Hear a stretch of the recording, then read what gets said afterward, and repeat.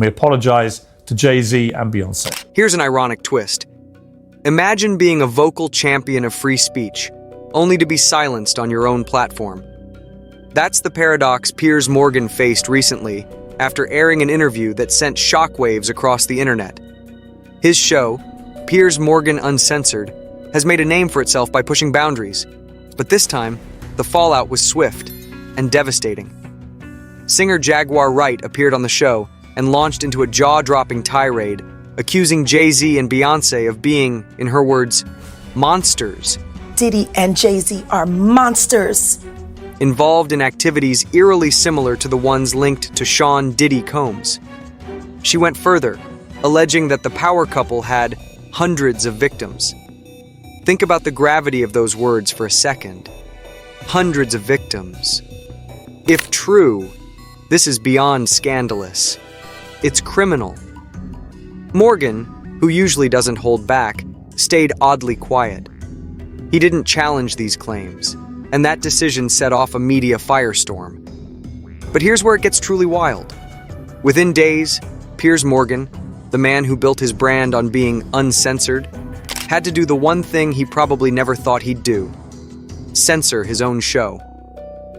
Let's break down exactly how this played out, and why this story is raising so many questions about the very concept of free speech, especially when you're dealing with people as powerful as Jay-Z and Beyoncé. The interview with Jaguar Wright aired like any other segment, except it wasn't just any interview. Wright came ready to unleash a bombshell, and when she started throwing accusations at Jay-Z and Beyoncé, the room practically ignited. But Piers Morgan, who's known for his direct style, didn't push back. No rebuttals, no challenges, nothing. His silence was deafening, and that's when the backlash began. Here's where things get even more interesting. Why is it that accusations against Jay-Z and Beyoncé stir up so much fear and controversy? First, we're talking about a couple with immense power, financially, culturally, and socially. Jay-Z isn't just a rapper, he's a business mogul, with interests in everything from music streaming through Tidal to sports management with Roc Nation Sports. Beyoncé? She's not just a pop star, she's practically a deity in the entertainment world, with legions of devoted fans ready to defend her at the slightest whiff of criticism. Now, imagine you're Jaguar Wright, and you're accusing that couple of having hundreds of victims. It's no wonder the legal team moved in quickly.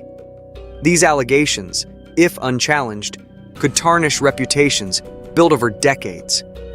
And when you control that much wealth and influence, you're not just playing for keeps, you're playing for power.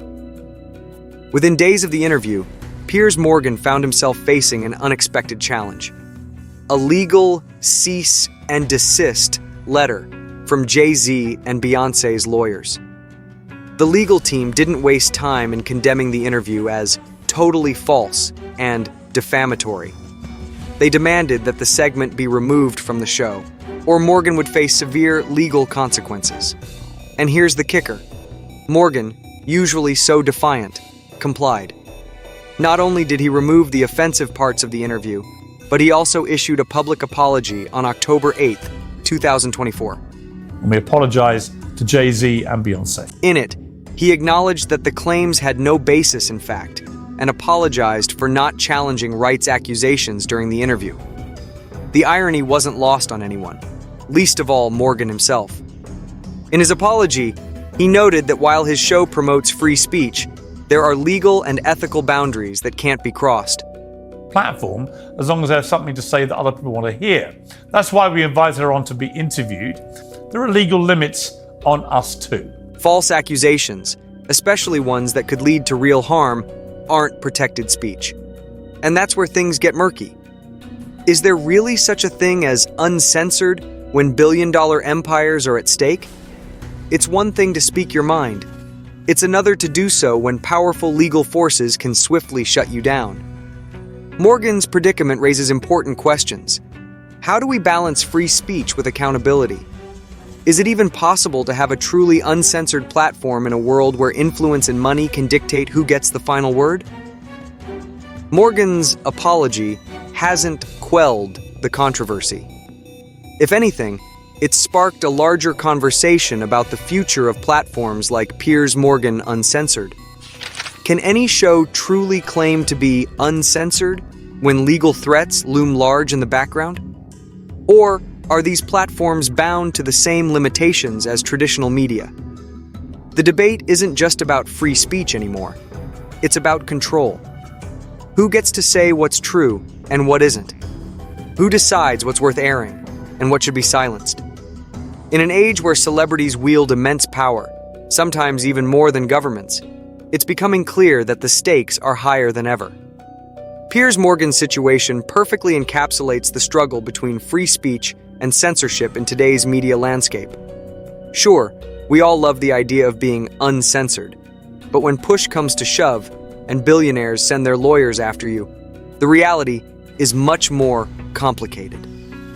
As for Morgan, he's left navigating this minefield, trying to maintain his brand while acknowledging the very real consequences of airing unchallenged accusations. The lesson here? Free speech might be a right, but it comes with responsibilities, and sometimes legal repercussions, apparently.